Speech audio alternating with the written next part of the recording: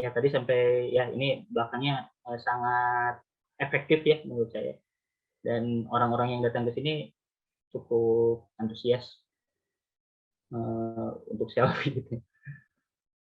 Ya kebetulan ini juga beberapa kali dapat apa, maksudnya dipublikasikan di media-media, eee, luar seperti Ars Daily di Bandung, TV Mesian, untuk di lokalnya masuk beberapa majalah juga ya, se-Indonesia, Konservatif, dan apa, koran Jawa Pos. Eee, Efek dari dipublikasikan ini ternyata ada juga ya, karena setelah dipublikasikan keluar ini, saya juga gak nyangka ini, eee, saya dihubungi oleh salah satu internasional, salah satu yang paling tua mungkin, tapi belum saya sebutkan, belum bisa saya sebutkan, dan saya dinominasikan ya, cukup kaget gitu karena efek dari, eee, apa, publikasi ke internasional ini. Yang kedua, ya ini proyek ya, kalau Pak Dio tadi permen lada ya, step by step red zone boarding house. Jadi namanya juga sengaja saya panjangin supaya, eee, apa, supaya beda aja gitu, karena memang tujuannya tuh ini proyek juga memang ke arah sana gitu. Nah, eee, balik lagi ke upaya-upaya tadi saya tadi, jadi saya, setelah ketemu dengan calon klien itu saya berusaha untuk merancang di luar ekspektasi klien, di luar imajinasi klien, eee, bagaimana gitu. Nah, akhirnya pas datang ke lokasi ternyata, kos-kosan ini tuh lokasi kos-kosan ini tuh, berada di antara memang area kos-kosan gitu. Nah, setelah datang ke lokasi ternyata lahannya juga kecil gitu. Nah, tadinya ya saya sama mikirnya gitu kan, eee, kalau bikin kos-kosan, kalau nggak single audit ya double audit gitu. Kalau mau efektif banget ya double audit. Tapi saya me me mela melawan lagi gitu, kembali lagi ke, apa, strategi saya tadi, gimana sih supaya supaya di luar jangkauan klien tuh harus bikin apa. Nah, akhirnya saya menawarkan 2 ini, 2 studi saya, satunya ya paling efisien pada umumnya, khususnya di kos-kosan sekitarnya gitu. Jadi double audit itu ya paling efektif kan. Jadi ya saya buat, satu lagi saya buat dengan, menghilangkan koridor dan tangga itu sebagai jadi apa, jadi sebagai sekaligus koridornya juga ruang sosialnya juga. Nah, setelah dibuat studi ternyata lebih efektif si tanpa koridor ini. Eee, Kalau yang dikejar unit jumlahnya 11 gitu. Kalaupun mau dibanyakin ya 3 lantai semua bisa 13 atau 14 mungkin ya, bisa 14 unit sebenarnya. Jadi sangat-sangat jauh lebih efisien untuk pemanfaatan lahan. Karena ini juga buat bisnis ya, jadi mungkin cocok tuh. Nah, akhirnya ternyata klien setuju.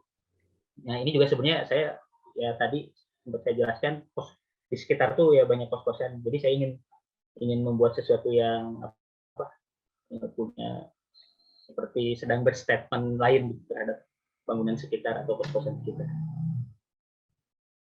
Nah, setelah di ACC konsep itu, lalu saya mengusulkan fasad, ternyata sudah di ACC sebenarnya, cuman menurut saya masih kurang merepresentasikan gitu kan, karena uh, ceritanya saya pengen pengen membuat statement yang lain gitu untuk kos-kosan sekitar. Barulah ini saya mengusulkan desain, yang warna merah ini.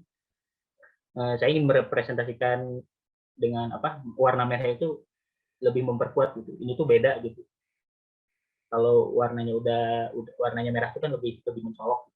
Terus eh, image rumah kumulatif dan lokasinya yang di pemukiman, jadi kayak si bentuknya itu kayak memang rumah-rumah yang seolah seperti tertumpuk gitu, kan beda-beda penghuninya nih. Nah, inilah yang menurut saya sudah sangat di luar imajinasi klien, karena kayaknya nggak mungkin klien mikir warna merah juga. Eh, tapi saya waktu itu sebenarnya sempat mikir, ini resikonya nih saya bisa dibully karena norak gitu kan, warnanya ya nggak umum gitu. Atau bisa menimbulkan banyak pertanyaan lah. Ternyata iya, kenapa warnanya merah. Nah, ini dari atasnya dapat dilihat, ini tuh kos-kosan semua, kos-kosan. Ada tempat tinggal juga sih sebenarnya, campur. Tapi banyak banget kos-kosan di sini karena dekat dengan Universitas Pakuan. Tempat atasnya di depan, ya ini sudah yang saya utarakan sebelumnya, pengen image apa rumah yang tertumpuk itu. Nah, ini dari depannya, sebenarnya dari depannya sih nggak terlalu kelihatan ya tumpukannya itu. Eh, tapi cukup kelihatannya hanya sedikit lagi karena harus dari atas. Nah, setelah saya menawarkan ide itu tanpa koridor ya, atau koridor tangga sebagai koridor juga, tapi karena ini kayaknya membosankan gitu, takutnya membosankan. Jadi saya sama tim, kalau ini udah sama tim, udah mulai studi gitu, supaya nggak membosankan itu harus gimana nih. Pertama, awalnya tangganya biasa aja, cuman boring banget ya gitu, cuman tangga ruangan, tangga ruangan, tangga ruangan gitu. Nah, akhirnya melakukan beberapa studi, sempat cari di ya banyak lah sekarang ya, nyari di Pinterest, tapi saya cari yang nggak ada malah gitu, yang belum pakai sistem ini gitu. Jadi kayaknya belum belum nemu nih, ya udah kita giniin, akhirnya ini yang dipilih, kita tawarkan ke klien, ya klien setuju dengan material yang dapat terlewati oleh udara dan cahaya matahari. Nah, ini desainnya. Nah, ini proses konstruksinya. Kami juga sering bolak-balik lapangan ya, karena ini awalnya juga saya agak ragu gitu, ternyata kuat. Nah, untuk materialnya, karena dengan mengambil tangga jadi sirkulasi utama satu-satunya gitu, vertikal dan horizontal, akhirnya kan nggak secara tidak langsung jadi bangunannya jadi split level gitu, jadi split level, balok-baloknya jadi lebih banyak gitu. Jadi kalau misalkan semuanya materialnya pakai material yang umum gitu, bata atau plaster aci dan lain-lain, beton, ya itu kayaknya bakal jadi lebih berat gitu. Akhirnya saya mengusulkan ke klien untuk menggunakan material-material yang ringan untuk bagian-bagian atau lantai-lantai yang tidak menanggung beban di atas. Beban ini maksudnya beban plat lantai. Ini proses konstruksinya. Materialnya dari besi, hollow, dan tingkalum.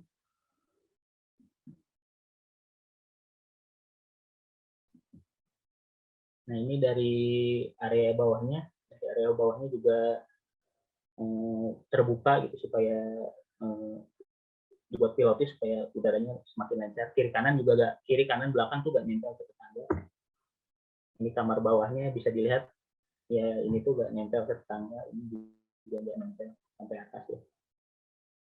Ini untuk lantai atasnya setelah jadi, materialnya ya material ringan ini kami ekspos. Sebenarnya bukan melarang klien untuk nggak finishing gitu, tapi bisa saja, tapi bisa nanti gitu, karena ini konteksnya kondisinya lagi memang supaya lebih irit juga gitu kan, karena udah split level tadi takutnya lebih mahal. Nah, ini dari ruang dalam bisa dilihat, jadi si struktur ini tuh terwakilkan oleh material bata. tapi dibuat ada pattern yang beda pada umumnya. Nah, ini untuk struktur-struktur yang memang ringan di atas. Ini juga ternyata masuk ke beberapa media-media luar, ya kayak Dijin. Dijin ini ya saya senang sih berdampingan dengan Norman Foster kan, BIG. Masuk highlight-nya gitu, masuk highlight di website Dijin, Ars Daily, dan apa ini Ele Itali, masuk juga ke apa AD Desain Rusia dan Desain Boom, masuk proyek populer.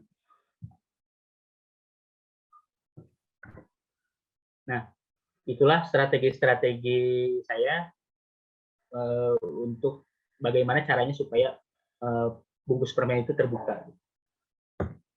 Nah, sampailah saat saya menikmati permen pertama.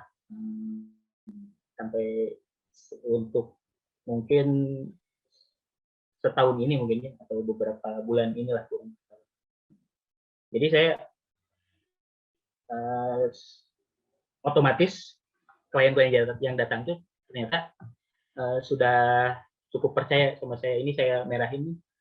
Memang kliennya sendiri yang akhirnya minta proyek saya itu ke proyek kami itu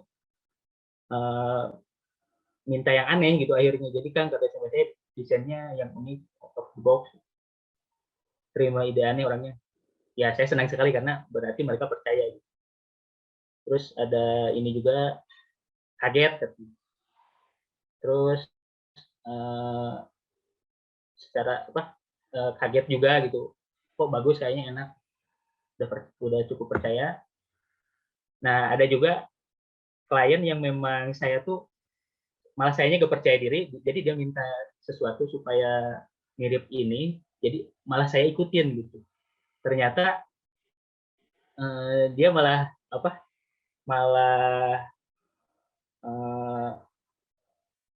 berontak kok kayak gitu, terus ya dikritik lah. Kayaknya selera desainnya memang bagus gitu. Terus ini yang dia utarakan untuk tampilan depan, gaya Mas Ismail jangan bilang ya, kita kasih referensi luar tapi tetap harus Indonesia kali. Tampilan saya nggak tahu maksud Indonesia itu apa. Tampilan depannya lebih hangat lagi kayak gaya Ismail. Saya pikir, oh, gaya Ismail hangat maksudnya apa ya? Setelah saya simpulkan ternyata, oh, hangat itu memang rame. Ternyata desain saya memang rame gitu, banyak material gitu. Ya, inilah permen-permen saya yang sedang saya nikmati. Jadi beberapa ya ini yang saya tampilkan yang sedang konstruksi, jalan konstruksi ini di Tangerang. Ya ini di Jakarta, ini di Bali. Harapan saya sih ke depannya selalu dan semakin digunakan lagi dalam membuka bungkus permen-permen yang lainnya. Terima kasih. Sudah cukup mungkin, Pak. Oke, terima kasih Kang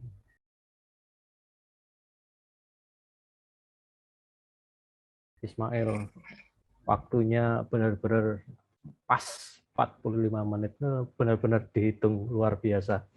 Buka permen aja pas 45 menit. Oke, teman-teman silahkan kalau ada pertanyaan, ketik di kolom chat. Kemudian ini ada satu permintaan sebenarnya. Apakah materi bisa dibagikan ke peserta? Omah Library punya kebiasaan untuk merekam, meskipun tadi agak telat sih, nggak apa-apa, nanti akan diedit ulang. Merekam, kemudian akan diedit dan ditampilkan di YouTube channelnya Omah Library, lalu ada juga di WordPress. Itu kegiatan, kalau biasanya setelah seriesnya selesai akan seperti itu. Itu yang pertama. Yang kedua,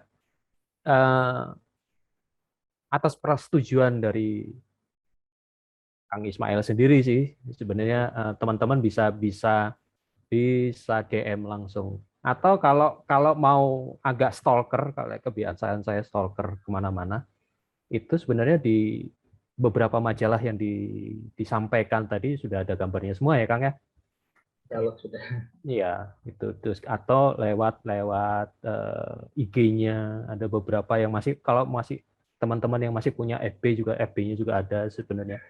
Jadi penjelasan hari ini tuh penjelasan lisannya. Kalau gambar itu kan kadang ini keberapa sih maksudnya gitu kan. Kalau ini kita teman-teman bisa dapat penjelasan lisannya. Kalau mau cari gambarnya silahkan dicek di media sosial, atau mungkin kalau memang kepingin ngobrol silahkan DM di Kang Ismail langsung, baik di IG maupun di manapun.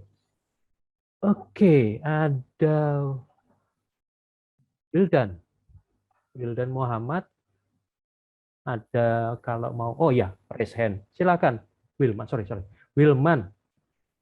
Wilman Muhammad, raise hand. Silakan. Kalau mau open mic, kalau mau juga menampilkan wajahnya supaya kita tidak salah duga. Karena kalau di Zoom ini sering salah duga.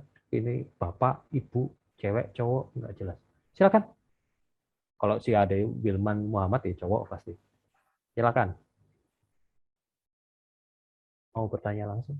Sudah open mic? Yuk. Halo, Wilman? Kesulitan? Halo?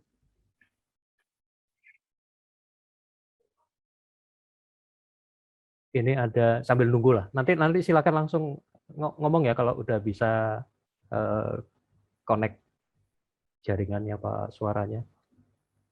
Ada apresiasi dari Bisar Al-Ghifari membuka kotak Pandora. Wow, ngeri. Kemudian ada DM082 inspiratif. Jujur ya inspiratif, kita menikmatin. Atau sambil nunggu Wilman deh, kayaknya jaringan, atau karena kan kita sama-sama tahu jaringan di bawah laut itu seminggu kita harus menunggu pemberesannya. Di sini ada beberapa pembahas. Saya sengaja merahasiakan dengan Kang Ismail. Ada Pak Eko Prawoto, ada Kang Kamil Muhammad, kemudian ada Mas Cahyo, ada Pak Gede Mahaputra dari Bali. Tadi ada proyek di Bali, mungkin bisa diinterogasi lebih lanjut. Kemudian ada Pak Revianto. Mungkin kita dari yang jauh dulu, menjelang malam soalnya di Bali.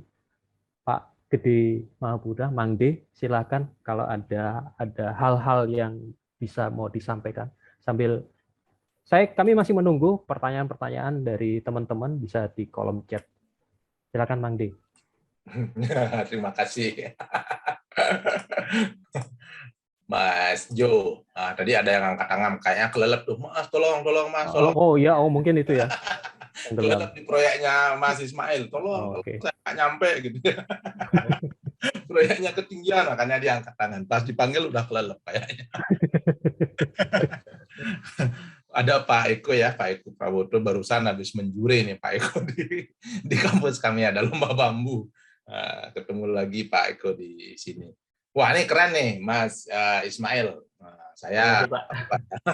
Saya terkagum-kagum nih dari tadi, karena biasanya apa, arsitek-arsitek muda yang baru tamat itu biasanya mencari jati diri. Ada banyak cara biasanya kan ya. Yang paling umum adalah mereka meniru karya arsitek yang sudah ada. Jadi tiru aja gitu, saya mau kayak itu. Jadi biasanya seperti itu. Ada juga yang tampil, wah pokoknya saya yang penting eksperimental, saya mau yang aneh-aneh dulu gitu ya. Bikin yang yang bentuknya centang perenang, bentuknya kayak Sahadid atau kayak Pranggeri segala macam, pakai warna yang saling tabrak gitu. Nah, biasanya keterusan nanti mereka akan semakin matang. Nah, di awalnya ini dari eksperimen, lama-lama akan semakin matang. Nah, salah satu kemewahan yang dimiliki anak muda kan membuat salah gitu ya. Anak muda boleh salah. Kalau udah sekurang Pak Jo, nah udah jadi dewa nggak boleh salah. Dia nggak berani berbuat salah, makanya ngomongnya hati-hati dari tadi ya.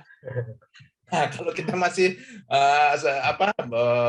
baru 5 tahun gitu ya, tamat dari arsitektur, biasanya membuat banyak sekali kesalahan. Banyak sekali membuat keputusan yang sial, harusnya nggak gini gitu ya. Setelah jadi baru kita sadari, wah ada yang salah. Karena itu biasanya kalau saya tanya Mas Ismail pasti banyak kesalahan di proyeknya tapi nggak mau ngaku kan ya. Biasanya gitu. Kalau mau dibahas bisa, Pak.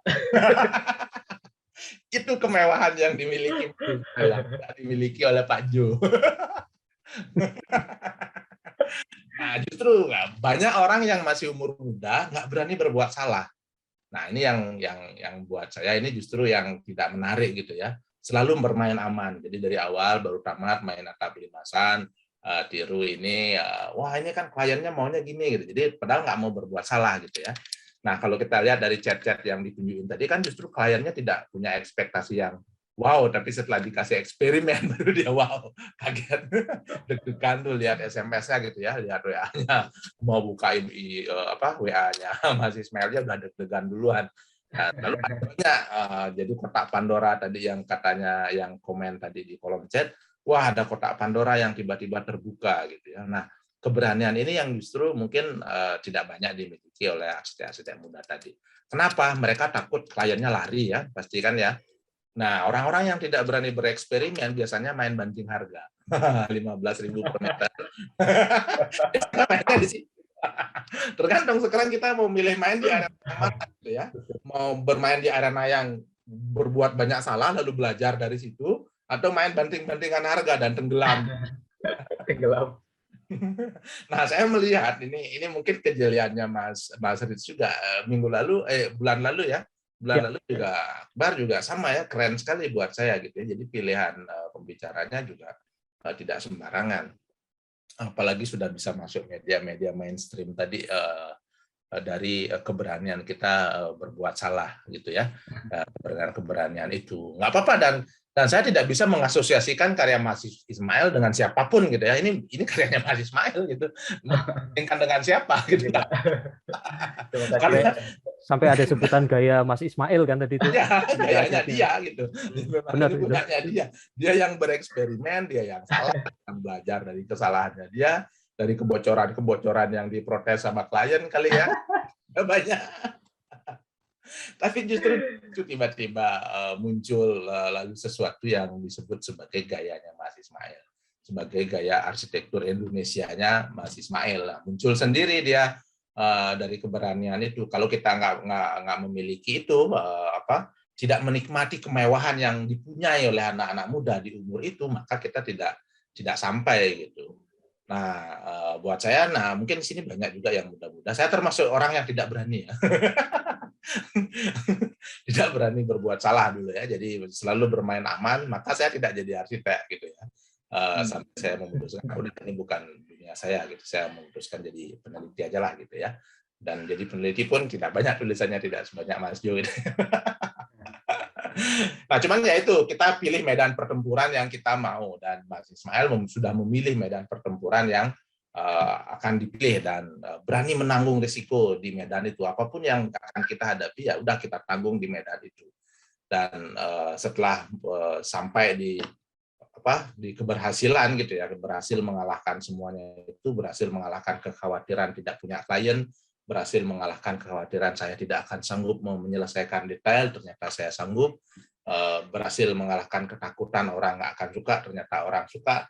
Di situ tadi permennya mulai kebuka ya, Mas Ismail ya. Saya ucapkan selamat, saya nggak komen panjang. Ada banyak pesan tadi sebetulnya dari beberapa slide yang disampaikan itu. Dan yang saya tangkap, saya pribadi, mungkin teman-teman yang lain menangkap poin yang lain. Poin yang saya tangkap adalah soal keberanian untuk berbuat salah itu tadi yang ditempuh oleh Mas Ismail. Oke, terima kasih Mang D. Ini ketua jurusan yang luar biasa, selalu menemani mahasiswanya dalam bersayembara. Itu kemewahan. kemewahan yang luar biasa ya, dan ya kita berbagi permen di sini luar biasa. Saya kembali ke chat dulu, ada satu pertanyaan yang menarik dari Vicky Christopher kaitannya dengan material bagian luar apakah tidak berpengaruh pada panas dalam ruang,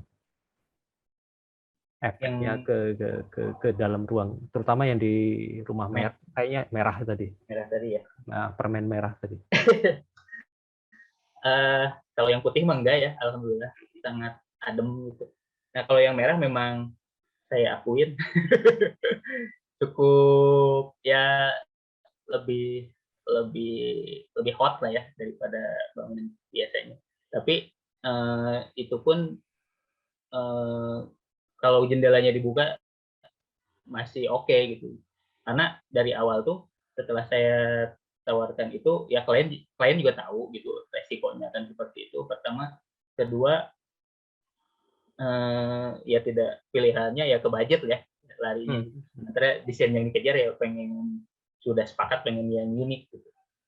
Nah dari awal udah ditentuin sama klien. Jadi untuk ini pakai kita ya akhirnya kita pakai AC aja nanti ke depannya karena menimbang-nimbang hal lain si calon penghuni itu nggak semuanya bisa hidup nggak tanpa AC gitu. Jadi tujuannya jualan juga ya akhirnya. Jadi ya panas ya lumayan.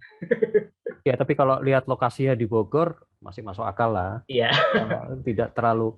Saya membayangkan itu di Palembang atau di Surabaya atau di Semarang keluar dari kos-kosan jadi dendeng atau jadi kerupuk gitu kan, soalnya cukup panas. Tapi memang konteks tempat jadi menarik juga memilih apa bukan pilihan ya, pilihan bentuk, pilihan warna itu terkait kalau dipertimbangkan dengan lokasinya jadi ya panas tapi ya nggak sampai apa kering kerontang gitu orang di dalamnya. Oke, saya lanjut dulu sebelum nanti ke pembahas. Satu lagi, wah ini. Tidak ada orang yang tidak kenal dengan Tri Salim. Tri Salim silakan open mic. Saya nodong, biarin. Mas Bang Jo, makasih sebelumnya nih. Aduh, saya jadi nggak enak nih. Sebenarnya saya pengen bertanya di chat aja sebenarnya. Nah, dirimu wajib hadir. Saya kurang oke, jangan sampai. Tapi jelas ya? Jelas banget. Terima kasih sebelumnya. Ya, sebenarnya sih menarik ya apa yang disampaikan Kang Ismail tadi itu.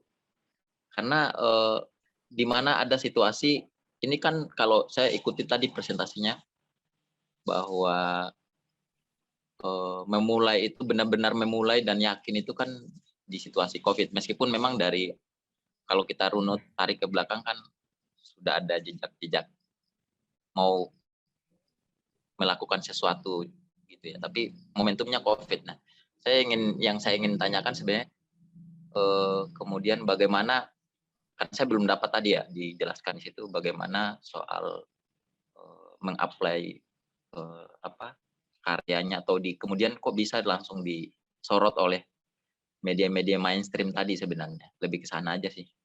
Itu aja sih. Makasih Bang Jo. Terima kasih. Sama-sama Bang. Ya, salam kenal Mas Tri ya. Mas Salim. Iya, Tri Salim. Tri Salim ya. Kalau ke media-media tadi sebenarnya saya tuh sempat ditolak juga sebenarnya. Jadi dua kali proyek yang sebelumnya, yang tadi itu yang pas proses transisi sebelum memutuskan bikin studio.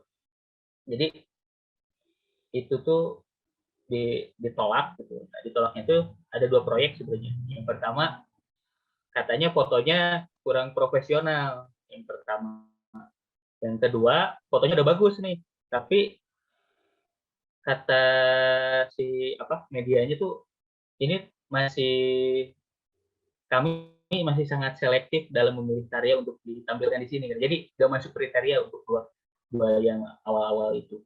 Nah kemudian selanjutnya ya mungkin fotonya juga udah bagus, terus karyanya udah memenuhi kriteria juga ya, akhirnya masuk salah satunya ke di salah satu yang tadi gitu di Ask Daily ya. Nah dari situ saya apply ke yang lain. Design Boom malah sebelumnya saya malah nggak ditanggapi sama sekali. Nah itu yang Kampung Inovasi itu akhirnya masuk itu Design Boom dan Ask Daily. Nah dari situ banyak media-media yang akhirnya ya pada minta gitu. Nah untuk yang merah tadi ya saya nyebutnya zona merah ya, kos-kosan zona merah itu ternyata kalau itu mah saya ngejar 3 sebenarnya Ask Daily di Design Boom pengen mempublikasikan di situ, ternyata masuk semua gitu. Padahal si Bizin ini si Kampung Inovasi itu memang yang awal itu memang gagal juga, udah 3 kali gagal berarti. Tapi kalau yang ini malah langsung ditanggapi. Nah dari situ, dari setelah berhasil masuk ke 3 media mainstream ini, yang lain itu malah pada datang gitu sampai ke Korea, China, Spanyol gitu-gitu. Jadi setelah terpublikasi sebenarnya pada itu sih. Oke. Terima kasih. Ada tambahan, Bang Salim? Saya pikir cukup sih Bang, karena ternyata ada gagal-gagalnya juga Bang. Maksudnya nggak semuanya permen. Ya Maksudnya sedikit. senangnya Bang. Makasih. Ada sengsaranya juga gitu kan. Tidak semua permen manis, ada kecutnya juga. Oke, kenapa diakui lah maksudnya. Oke, kenapa Salim saya todong untuk ngomong ini sebenarnya senasib dengan Kang Ismail juga dari dari antah berantah di pinggir Pulau Buton, kemudian juga tidak berkuliah di sebuah kampus yang ternama, tapi kalau sering ikut webinar atau sering ikut TKMAI itu tidak ada yang tidak kenal Salim. Itu sekilas saja informasi buat Kang Ismail. Oke, kita lanjut ke sudah nggak usah ngomong, Lim. Kita lanjut ke pembahas. Mungkin saya minta Kang Kamil Muhammad bisa memberi pembahasannya. Silakan Kang Kamil, masih adakah? Halo, Kang. Mas Jo. Halo, selamat malam. Halo, Mas Kamil. Wah, halo. Udah lama tidak bertemu. Iya nih, pertama kali ketemu Ismail tuh dulu di Bukit Duri ya. Waktu itu masih di Using ya, waktu itu ya. Karena waktu itu betul, Mas, betul. Using udah mulai ngebantuin teman-teman di Bukit Duri. Aku main video ya, biar enak ngobrolnya. Ya, cuman siap, Kang. Di sini internetnya lagi kacau. Katanya lagi dibetulin ya kabelnya. Iya, se-Indonesia Raya kok. Iya, pertama-tama ini terima kasih udah presentasiin karya-karyanya sama seperti teman-teman cukup memukau ya. Dengan saya sih ngeliatnya Ismail berani banget dengan formattingnya dan pilihan-pilihan materialnya. Saya pikir tapi tadi udah banyak yang diangkat dan saya ngeliat di kolom chatnya juga banyak pertanyaan-pertanyaan yang menarik soal menjadi musisi kayak gitu. Soalnya dulu saya juga gitu. Waktu saya lulus tuh saya pikir saya jadi musisi apa saya jadi ini ya. Saya kerja di arsitektur ya. Tapi mungkin nasibnya yang bilang suruh jadi arsitek. Aku tuh mau tanya Ismail, kamu kan dari 2013 sampai 2019 tadi ya di Akanoma ya. Akanoma. Apa menurutmu yang membekas dari pengalaman di situ yang memberikan kamu semacam guideline atau memberikan kamu semacam dasar atau atau semacam aku nggak tahu apakah ada blueprint dari situ yang kamu pelajari dari Akanoma gitu, dari Kang Jusing, sehingga kamu sudah menjalankan praktek sendiri, dan apa yang kamu lanjutkan mungkin dari pengalaman itu dan apa yang kamu cari baru sendiri. Itu aja.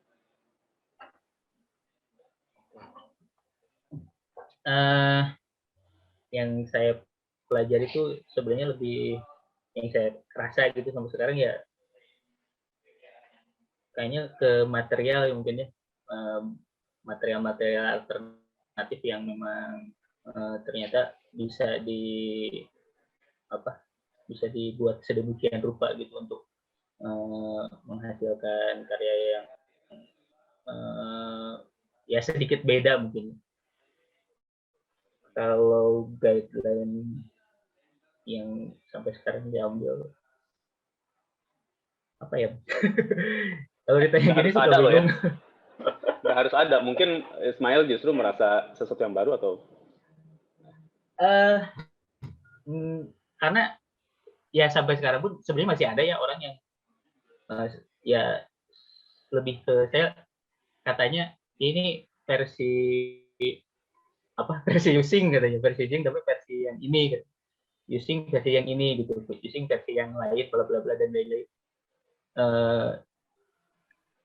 Itu sih saya pribadi saya nggak ngerti ya, maksudnya ya mungkin memang iya masih ada kemiripan karena saya kan 6 tahun di sana, jadi ya setidaknya sedikit-sedikit ada ya latah kebiasaan di sana yang saya bawa ulang gitu, bawa kembali. Tapi saya terus terang nggak kalau ditanya begini agak bingung juga apa sih gitu sih Mas.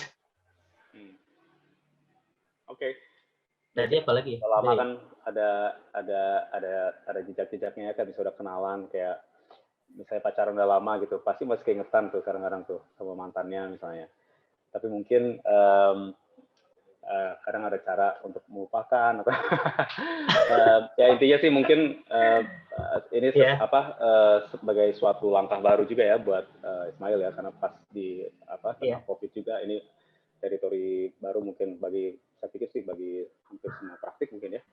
Kami juga sih di POL kita COVID ini memang sesuatu yang baru gitu, teritori baru yang kita masih navigasi. Itu aja kalau dari aku sih.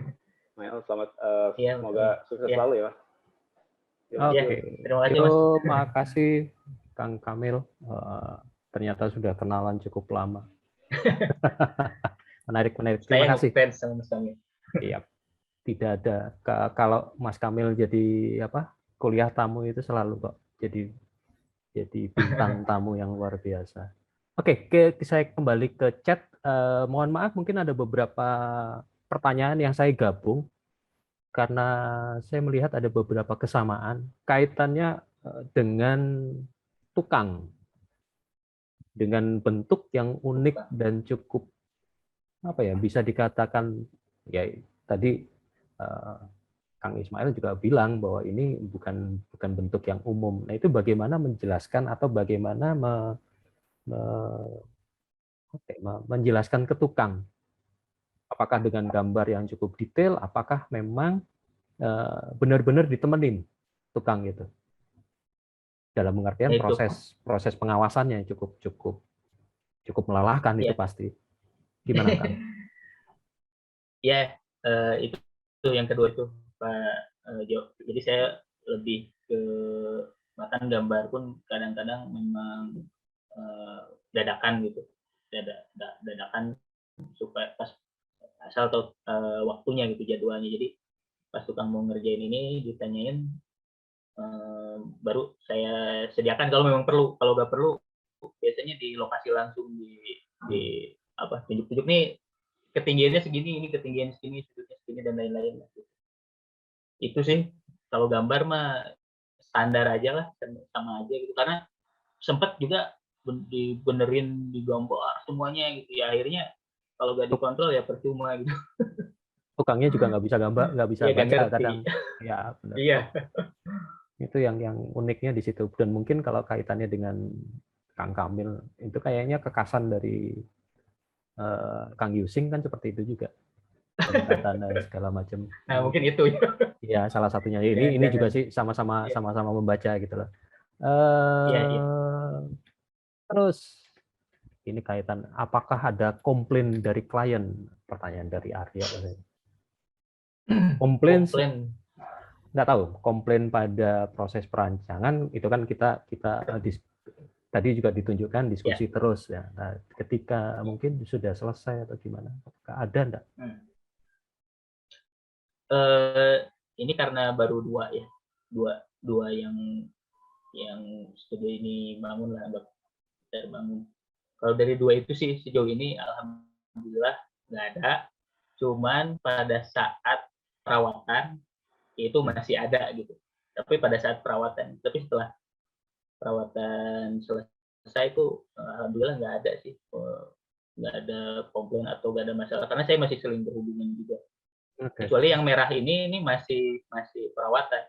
Tapi sebenarnya detailnya itu masih rada mirip lah ya, yang rawan-rawan bocornya itu yang pas bumbaknya itu. Nah itu sama dengan yang proyek yang kampung in-house itu yang warna putih, itu sama ya, rawan-rawan bocornya itu di area bumbaknya itu. Nah itu tuh masih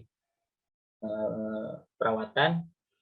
Kemarin baru sekali sih sebenarnya, baru sekali. Sekarang lagi nunggu hujan lagi. Tapi nggak semua, hanya dua titik. Itu. Jadi memang masih perlu pengujian waktu ya. Betul. Oke, terima kasih. Oke, sambil saya merekap pertanyaan yang mulai berdatangan, saya kembali ke, kalau tadi Mang D sebagai dosen, terus Kang Kamil praktisi, saya kembali lagi ke dosen. Pak D. Revianto mungkin bisa open mic dan menyampaikan. Monggo. Saya dosen bukan ya. Monggo Pak dosen. Oke. Terima kasih. Jadi iri rasanya pengen muda lagi gitu, menyesal kenapa dulu. Salut Mael, luar biasa. Ya, terima kasih Pak. Terima kasih. Gimana sih rasanya jadi muda itu? Oke, saya menarik eksplorasi yang luar biasa, and you are so bold itu, pemberani dan tapi juga sekaligus begitu kaya itu. Ya, tapi mungkin karena saya terlalu tua. Sejujurnya saya yang paling senang bukan kalau yang merah-merah tadi ya anulah anak muda suka itu. Tapi yang saya paling terkesan itu adalah ketika itu loh, lihat dua jendela yang bisa melongok sambil menyapa itu kan, karena dia ruang membentuk komunitas gitu kan. Kalau itu membentuk foto cantik kalau yang dari luar tadi itu. Tapi bagaimana arsitektur menjadi mediator untuk hubungan ruang dan hubungan manusia itu, saya kira itu sangat mengesankan gimana lorongnya dan jalinan mulai dari ngobrol sampai sekedar buka jendela lalu saling bilang hey itu tadi itu menarik sekali itu. Terima kasih Pak. Oke, mungkin saya boleh tanya sedikit itu dengan awalan yang luar biasa ini, maka what is your dream project? Pengen apa, yang impian paling liarmu, paling hebatmu itu pengen apa sih? Berarti lebih ke jenis ya, fungsi ya. Terserah, mau di Indonesia, mau di ya di itu. Ya. Dream project ya di luar, ya pengen banget ya dapat proyek di luar gitu. Cuman saya belum tahu juga caranya. Tapi untuk fungsi sih saya bermimpi pengen bikin konser hall ya. Apa? Konser hall. Konser hall dan ini Pak galeri museum. Enggak, jadi belum mesti kalau di luar itu building codes dan sebagainya itu ketat sekali sehingga agak liar-liar kayak yang di sini itu mungkin susah gitu kan. Iya. Dan ya mungkin ini juga special kind of conceptual atau museum gitu ya. Artinya bukan conceptual yang seperti biasanya, tapi semoga kau bisa memberi alternatif atau gini loh cara pandangnya. Karena kalau konsensus itu kan masa utuh satu gitu kan. Sementara aku melihat kedahsyatannya itu ketika kau menyusun keping-keping itu. Ketika isinya itu kamar-kamar kecil yang banyak, bukaan-bukaan yang satu sama lain beda-beda gitu kan. Yang mungkin kan seperti itu tidak mudah untuk dijumpai ketika kita bikin konser hall itu tadi gitu. Tapi dan ada kenapa ya? Aku terlalu tua mungkin, jadi kadang-kadang khawatir itu. Ketika ini bahkan terjadi pada Frank Gehry itu, yang ketika orang sudah mengenali gaya Gehry gitu kan, dan lalu pesan ke dia, dan Gary membuat desain, itu dikomentari sama kliennya, ih kok kurang Gary ya. Ya. Ya, dan ini mungkin terjadi padamu juga gitu ya. Kok kurang Ismail ya? karena kok begitu dikenali gitu kan. Yang itu mungkin jadi cetakan di kepala itu. Bikin yang kayak sana lah gitu. Bagimu kan eksplorasi itu bukan untuk diulang tapi untuk bertualang berikutnya kan. Iya, betul. Bahaya juga. Itu jangan terlalu settle supaya nanti kamu bisa menikmati your next journey. Oke, salut untuk semuanya. Terima kasih, Pak. Selamat. Matur nuwun Pak Revi. Jadi pengen mau melanjutkan bukan ke chat, mohon maaf chat di chat room teman-teman. Saya ingin melanjutkan diskusi yang dibuka oleh Pak Revi itu kaitannya dengan dialog antar jendela. Saya jadi ingat karyanya Pak Eko, mumpung Pak Eko ada di sini, Pak Eko Prawoto ketika merancang rumahnya Butet, kalau nggak salah ya Pak. Itu kayak apa ya, bertetangga di rumahnya sendiri gitu loh. Saya sempat kan Butet ngomong berselingkuh karena istri saya di sana, saya di sini, di dua rumah yang berbeda. Tapi ya nggak selingkuh ngomong gitu istri saya kok kan gitu. Monggo Pak Eko ada tanggapan. Ya Pak Butet berselingkuh dengan legal gitu. Monggo Pak. Ya, salam kenal Mas Ismail. Anda luar biasa menurut saya, dan memang dari sisi umur lebih muda tapi Anda tua sekali menurut saya. Iya, karena kenapa Pak? Ya bukan seperti orang muda gitu cara mikirnya gitu. Saya menduga beberapa hal. Yang pertama, Anda hidup di beberapa dunia. Ini saya kira penting gitu. Tidak hanya di dunia arsitektur, tapi Anda pemusik dan yang lainnya gitu.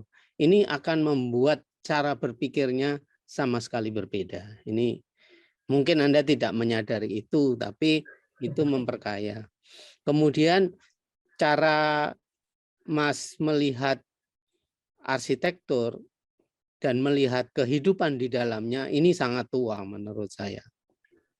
Jadi ini penting sehingga ruang-ruang yang tercipta, sekalipun tadi mungkin banyak yang mengatakan bentuknya luar biasa, aneh, out of the box, tapi basisnya sebetulnya dari kegiatan-kegiatan yang detail-detail kecil yang dialami secara langsung oleh manusia di dalamnya. Nah, ini butuh kepekaan yang saya tadi melihat, ini tua ini, sekalipun umurnya belum banyak, tapi pendekatan itu sangat tua karena Anda bisa melihat hal-hal yang kecil di luar kepentingan Anda. Ini sangat penting. Jadi ketika arsitek bisa melepaskan dari egonya untuk bisa melihat kehidupan yang seperti itu, saya kira menarik. Dan kemudian Anda bisa membuat klien itu comfortable. Ini talenta menurut saya. Klien bisa ngomong bebas minta apa saja kepada Anda. Itu anugerah menurut saya. Itu enggak tahu itu bagaimana gitu. Tapi karena ada yang tidak bisa mengatakan sesuatu, dan menurut saya Anda tidak perlu memperjuangkan handwriting Anda. Mengalir saja. It's already there. I mean, you don't fight. You don't have to fight for it, ya, menurut saya. Sangat mengesankan menurut saya ini, dan mungkin awal karir Anda melihat dari proyek-proyek skala kecil yang dengan pengalaman di lapangan ini luar biasa penting, karena ngobrol banyak dengan tukang tentang kejadian-kejadian apa yang diangankan begini ternyata di lapangan seperti itu luar biasa penting gitu. Itu Anda sudah lewati dengan menurut saya bagus ya gitu. Menarik saya kira bahwa tentang publikasi itu ya itu bonus saja lah gitu loh. Tidak usah jadi acuan nanti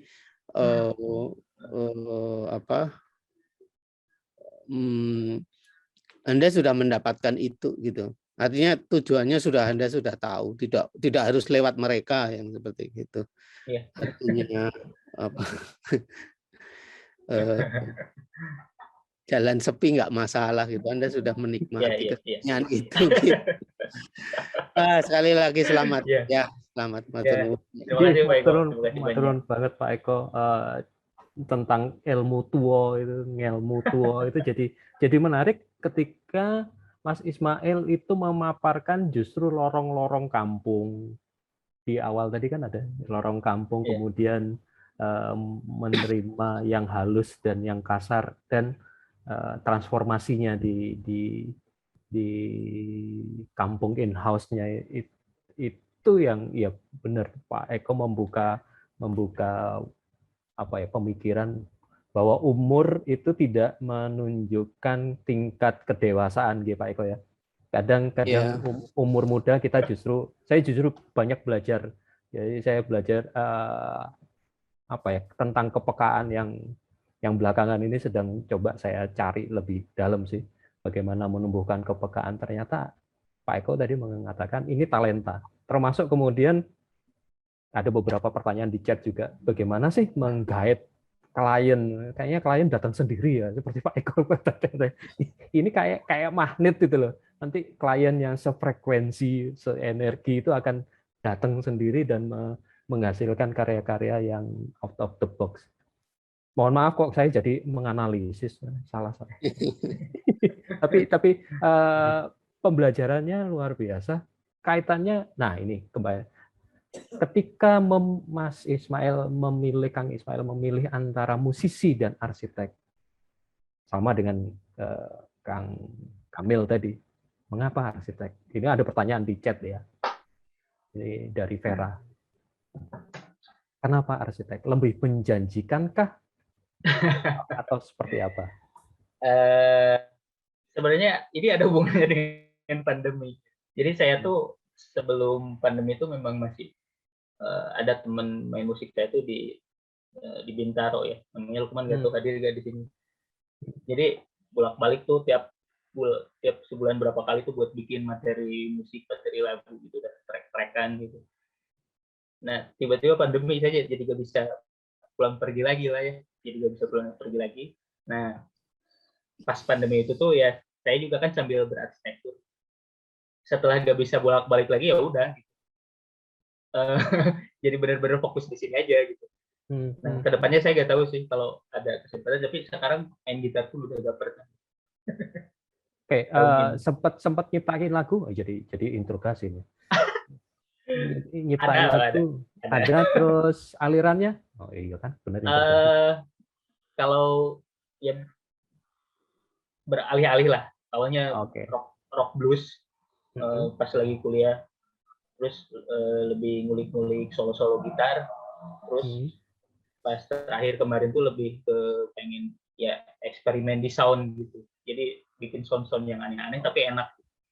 Iya, kepalanya ternyata penuh dengan eksperimen. Keluar di arsitekturnya ternyata di situ. Oke, nah ini ada beberapa juga sumber inspirasi supaya out of the box ya, keluar dari kotak, padahal masuk kotak juga nanti. Gimana? Sumber inspirasinya bagaimana agak bingung juga sih kalau ditanya itu ya. Sebenarnya yang saya buat juga bukan hal yang baru ya mungkin ya, cuman apa ya, yang membedakan tuh ya cara memasaknya aja mungkin ya. Kayak tadi tuh kayak atap pelana tuh kan banyak banget ya sekarang yang desain atap pelana tanpa tritisan dan lain-lain. Cuman gimana caranya supaya beda ya saya bedain sedikit gitu. Kayak masak nasi goreng buatan si A dan si B kan pasti beda. Bumbunya aja sih cara memasaknya. Oke, itu pertanyaan dari Nimade. Mungkin ada mau dilanjutkan, Nimade? Bisa open mic sama on cam? Kaitannya dari banyak proses bagaimana Kang Ismail berkomunikasi dengan tim. Nah ini tentang komunikasi. Ada Nimade Prita, Ayu Ning Tias. berkomunikasi dengan tim ya Pak ya? Ya, gimana? Iya, halo, selamat Ya, malam. selamat malam. Halo Mbak. Malam. Mari, Halo, ada mau yang... Ismail. Menarik banget ya tadi setelah saya tonton tentang desain yang out of the box itu. Tapi sejauh ini saya mau nanya, adakah kendala ketika berproses bersama tim gitu? Seperti yang tadi dijelaskan, dari timnya yang dari 2 orang, habis itu berkembang jadi 6 orang gitu. Gimana komunikasi yang dilakukan selaku Kak Ismail dalam manage yang lainnya gitu, untuk memperoleh satu tujuan, yaitu permen-permen tersebut. Terima kasih sebelumnya. Oke, masih di Rumah Intaran, Nimade? Nggak bisa jawab ya? Oke, Iya, iya. Ya. Oke, salam buat Mang Gede Kresna. Silakan Kang Ismail. Itu sebenarnya masih saya kulik ya. Masih saya coba-coba ya, balik lagi ya, eksperimen. Jadi kalau sejauh ini memang karena memang belum, ya saya masih baru gitu, dan teman-teman yang masuk ke sini juga timnya masih belum lama lah, paling lama juga 1 tahun ya. Jadi belum, untuk proses awal, konseptual awal yang langsung berhubungan dengan klien seperti apa, layout kayak gitu, itu benar-benar sementara ini dari saya dulu gitu, karena timnya masih fresh graduate semua. Terus di proses pembentukan masa sejauh ini, selama ini masih dari saya dulu, masa kasar ya, masa kasar. Jadi nanti tuh saya bikin bentukan masa kasar, lalu nanti dikasihkan ke tim. Tapi bukan berarti tim kami juga gak bikin apa, gak bikin konsep masanya gitu. Kecuali kalau Dana belum saya lepas. Konsep masanya teman-teman di sini juga pada bikin gitu. Tapi sejauh ini memang karena harus lewat saya gitu. Jadi kalau saya gak oke ya harus saya yang bikin akhirnya gitu. Jadi lembur pun di sini masih saya gitu. Staff-staffnya jarang lembur. Tim-timnya yang lembur tuh saya malah. Beberapa kali ada, tapi yang sering lembur saya. Itu sih. Sisanya ya masih saya ulik. Mungkin itu ke internal tim ya. Terus mencari klien, ini kan dari tadi tiba-tiba dapat klien yang ajaib gitu. Itu ceritanya gimana? Mengajukan kah? Apa memang ada trik khusus atau gimana? Sebenarnya kalau mencari klien sih ya kayaknya nggak ada trik khusus ya, mungkin ajaib aja sih Pak. Datang aja ya tiba-tiba ada ya, yang awalnya nyari. yang datang, iya, tapi yang nggak langsung. Jadi yang datang tuh dari 10 mungkin cuma 1 yang jadi gitu kan, yang awal-awal tuh. Nah, cuma yang dari 1 dari 10 itu tuh, ya contohnya yang tadi yang kampung in-house itu, ya saya manfaatkan kesempatannya gitu. Ini bisa nggak sih saya ajak seperti ini? Bisa nggak sih saya tawarkan sesuatu yang di luar imajinasinya dia, mungkin sebagai orang awam ya, kayak gitu sih Pak. Oke, itu sebenarnya menggarisbawahi pernyataan Pak Eko tadi ya, biarkan mengalir aja. Karena kan beberapa itu akan tiba-tiba datang sendiri. Oke, sebelum saya ke Mas Cahyo sebagai pembahas penutup, ada pertanyaan titipan ini dari Kang Emil. Pegang alat musik tadi udah ya, gitar ya, khusus gitar atau bass juga? Main gitar. Gitar lead atau melodi? Melodi. Lead ya? Iya. Oke. Enggak, itu ada kaitan yang Kang Kamil mungkin akan ngajak ngejam dengan pianonya kan, iya. Itu biasanya. Oke, sebagai penutup, Mas Cahyo, ini teman dari segala anak muda, Mas Cahyo.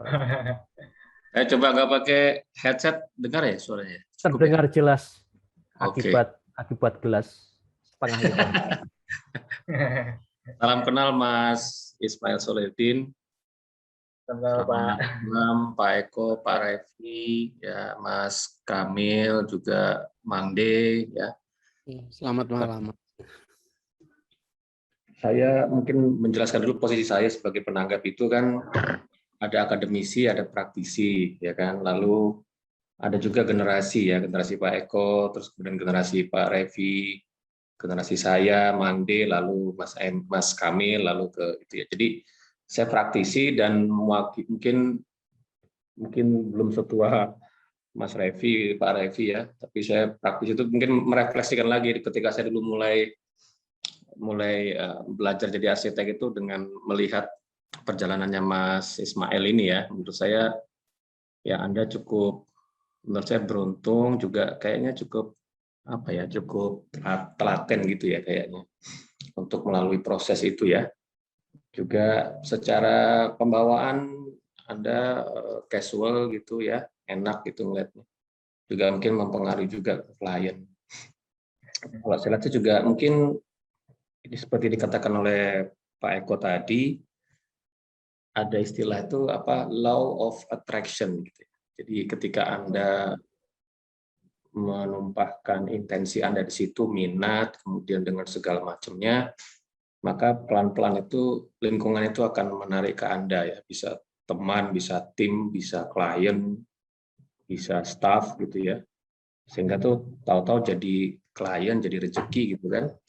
Dan terus menerus yang penting jangan, tadi kata Pak Eko jangan, atau kata Pak Revi juga jangan terburu-buru berbicara gaya ala Ismail gitu. Nggak apa-apa, mengalir saja gitu ya.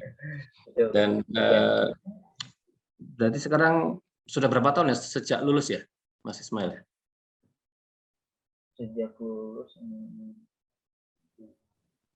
8 gitu, 8. Wah, luar biasa. Jadi hampir 8. Ya kan kecenderungannya misalkan generasi Anda itu kalau lulus tuh pengen cepat-cepat mandiri biasanya gitu kan.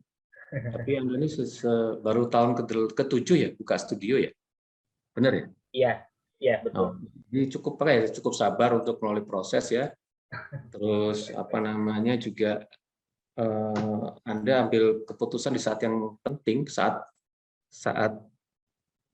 pandemi, saat krisis. Saya dulu juga lulus di saat krisis, jadi agak inget-inget ya. Tapi lulus kena krisis. Kalau Anda kan setelah tahun ke-7, ke-6 gitu baru kena krisis. Tapi penting juga untuk mengambil posisi di saat itu ya. Menurut saya itu penting karena keberanian mengambil keputusan di saat krisis itu juga kadang-kadang membawa lompatan yang tidak diduga begitu ya. Menurut saya itu penting, menarik juga sih. Jadi kan kita kadang-kadang begini, kuncinya jadi orang kuat itu kita nggak tahu sampai ketika kita nggak ada pilihan lain selain kita menjadi orang yang lebih kuat kan. Jadi karena Anda nggak ada pilihan untuk nggak bisa ke sana kemari ya, main band gitu ya, bikin musik gitu ya, akhirnya terjebak di Bandung gitu. Nggak ada pilihan lain nih ya harus jadi bikin studio kan gitu kan. Jadi kadang-kadang keterpaksaan dan keterjepitan itu menjadi peluang. Saya sih senang dengan ya kalau 8 tahun setelah lulus kan berarti sebenarnya cukupan ya gitu ya. Memang ya muda tapi ada kematangan tadi yang saya lihat. Jadi mengolah integritas antara ruang dan bentuk itu, ruang, bentuk, sirkulasi, detail itu kayaknya lumayan holistik gitu ya. Lumayan holistik ya. Dan kemudian hasilnya juga menurut saya surprise ya, bentuknya bentuknya cukup berani menurut saya gitu ya. Dan alhamdulillah ada klien yang mau terima kan gitu. Harus berterima kasih itu kepada beliau-beliau itu karena memberikan ruang Anda untuk bereksperimen tapi dibayar gitu. Itu alhamdulillah. Dengan segala resikonya nanti ya. Mudah-mudahan gitu ya. Saya sih terus terang menjadi teringat kembali ketika awal-awal memulai. Jadi kalau saya refleksikan ke diri saya sendiri ya, di tahun ke-7 saya juga, maksudnya saya buka studio di tahun ke-3 malah ya. Jadi Anda lebih sabar dari saya, lebih sabar untuk berproses ya. Tahun ke-3, tahun ke-3 saya buka, mengambil peluang sama tadi. Jadi kalau ada krisis itu selalu ada titik paling bawah dari sebuah krisis ya.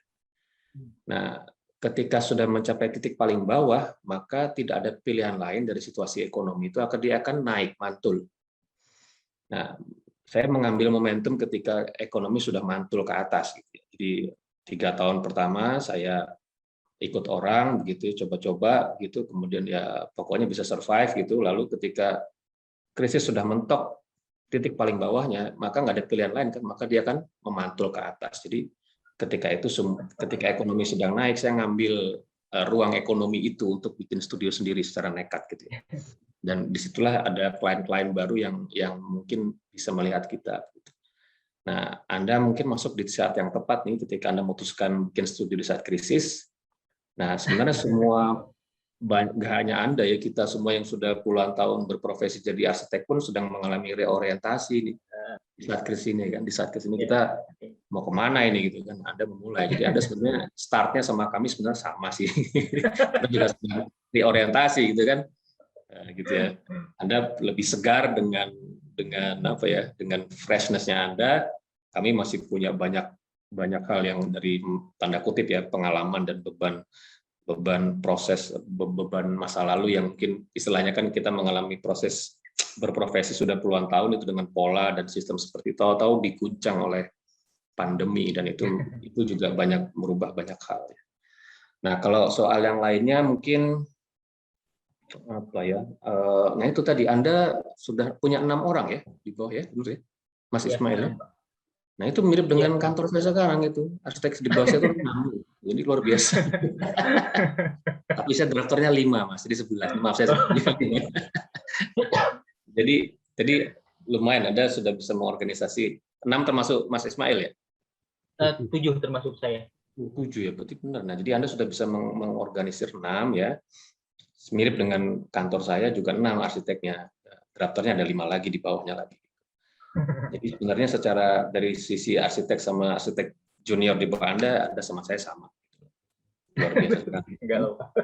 Nah, jadi itu juga menarik tuh. Saya dulu nggak berani punya studio sampai 6 orang itu. Susah itu ngurus orang. Ini saya selalu berefleksikan ya. Saya mau jujur aja, nggak usah pakai pencitraan gitu ya. Dulu saya nggak berani untuk apa ya, bikin studio terus 6 orang itu lumayan lah itu. Tapi Anda sudah berani dan Anda mulai di saat krisis, luar biasa menurut saya. Saya juga terima kasih sama Oma nih beri ruang untuk para arsitek muda yang menurut saya mungkin apa ya, ada sesuatu yang menyegarkan ya dari Akbar, dari Mas Ismail, ini menyegarkan bagi saya sendiri ya. Kalau saya mungkin Anda sedang Anda sedang mencapai proses yang kira-kira menanjak begitu, sementara usia saya mungkin lebih kepada mempersiapkan untuk turun. Ini makanya kata Pak Raffi tadi, mungkin saya ketuaan, jadi saya mungkin komentarnya agak khawatir. Nah, itu memang cara pandangan kita begitu ya, karena kita sudah pada proses mau menurun gitu ya. Anda sedang menanjak. Jadi saya tidak apa ya, kita beda generasi sehingga apa yang bisa saya bagikan adalah refleksi antara generasi saya dan generasi Anda dulu, generasi saya dulu dan generasi Anda sekarang gitu ya. Saya kira begitu sih, banyak hal yang menurut saya apa ya, ini dari 2 yang ditampilkan itu sebenarnya ada lagi juga ya, tapi memang nggak ditampilkan atau bagaimana? Atau 2 itu aja ya yang ditampilkan? Proyeknya, Pak, maksudnya? Yang udah selesai ya, yang proses kan tadi udah dijelaskan. Ya, Bas, ada sih yang lain, tapi Mbak, proses transisi itu, jadi nggak terus ya ini. Jadi memang 2 ini aja ya yang baru jadi, 2 ini aja yang baru jadi setelah bikin studio. Oke. Jadi benar-benar fresh from the open nih. Jadi benar-benar fresh, dan tahun lalu buka studio ya, benar ya? Betul tahun lalu. Ya, ini benar-benar fresh. Jadi apa namanya, perlu banyak, mungkin juga nanti pelan-pelan Anda akan mengalami pematangan ya gitu ya dari situ ya. Saya kira catatan saya yang tidak terlalu tajam ini begitu aja Mas Jo, karena ya, terima kasih ini saya dilibatkan oleh anak-anak muda ini. Kalau bagi saya sih ya tadi kayak Pak Raffi ya, enak juga jadi anak muda. Kita sudah beda dunianya. Kemewahan untuk berbuat salah tuh Anda masih memiliki gitu ya. Sementara kami ini mungkin sudah terlalu banyak buat salah, pengennya bener ini gimana itu. Atau kita mungkin sudah terlalu bener pengen buat salah malah ini, yang tua-tua ini. Ya, saya kira begitu. Semangat terus Mas Ismail. Ya, terima kasih Pak. Saya pribadi, subjektivitas saya istilahnya ketemu Anda di online ini, istilahnya tuh pembawaan Anda cukup enak menurut saya gitu ya, dan itu bekal Anda untuk bertemu klien, meluaskan jaringan, berteman gitu ya, dan mudah-mudahan menjadi rezeki yang barokah gitu ya. Amin. Saya kira begitu ya Mas Cu. Oke. Terima kasih Mas Cahyo atas refleksinya. Jadi kita malam ini itu dibuat ngiler, kok kecepatan lahir gitu, pengen balik lagi dan untuk kembali bukan untuk memperbaiki, tapi kembali untuk bisa berbuat salah. Karena pada zaman-zaman kita kayaknya kok kita kurang berani berbuat salah. Sekedar untuk kata penutup lah kalau boleh, saya share screen, lihat ya.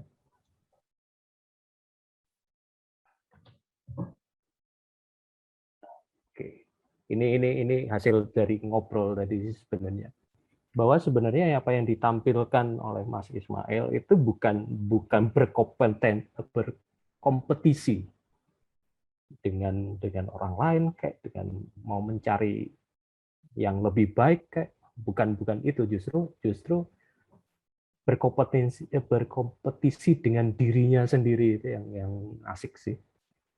Kemudian mencoba memperbaiki, meskipun baru 2 proyek yang ditampilkan di sini, yang jadi sebenarnya itu kan sebuah, seperti yang diungkap tadi Mas Cahyo, sebuah proses panjang.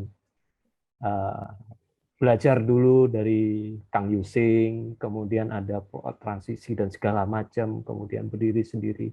Dari 2 proyek yang kampung dan rumah merah tadi juga sebuah proses untuk menjadi lebih baik gitu. Dan itu seperti kata Pak Eko, jalan yang mungkin sepi, tapi justru jalan sepi itu membuat kemerdekaan untuk berekspresi. Catatan Pak Revi tadi juga, jangan kemudian terlena terhadap Ismail style. Hati-hati, karena ada beberapa WA sudah kok kurang lah, itu kan udah yang di kayaknya yang saya pribadi menantikan justru proses selanjutnya 5 tahun 10 tahun ke depan seperti apa. Anda Ismail seperti apa proses selanjutnya, apakah pertanyaannya apakah masih selalu mengejutkan, karena dua proyek ini sudah cukup mengejutkan. Apakah terkejutnya itu ya? Oh ya, terkejut gitu.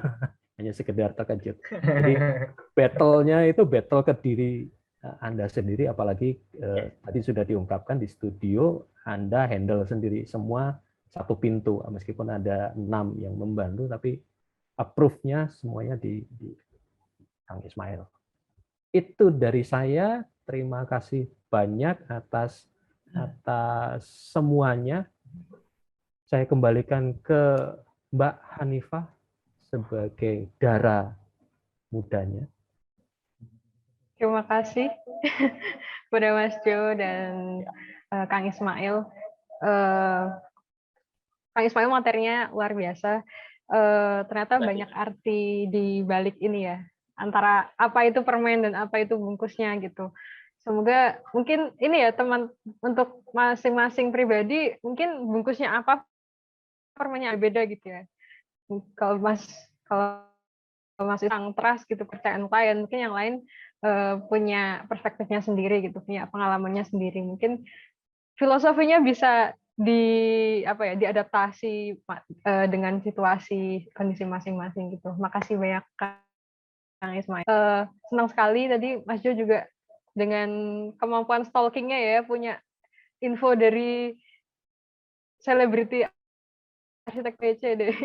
Bisa mengaitkan materi Kang Ismail kemana-mana gitu. Jadi makin kaya perspektifnya.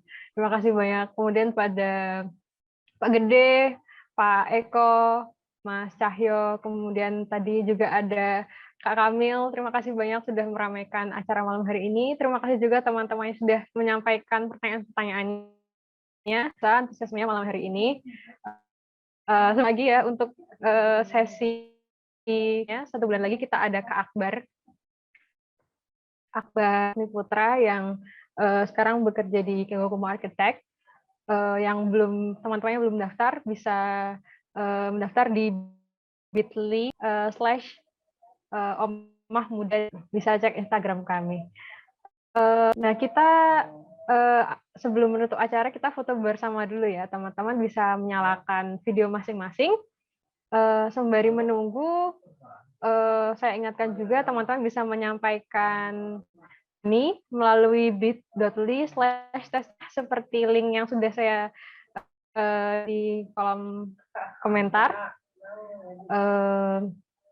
Kemudian saya terima kasih atas kedatangannya malam hari ini. Semoga sehat selalu. Mohon maaf bila ada kekurangan. Baik, sepertinya sudah pada siap. Kita foto bersama ya. 1, 2, 3. Oke, sekali lagi. 1, 2.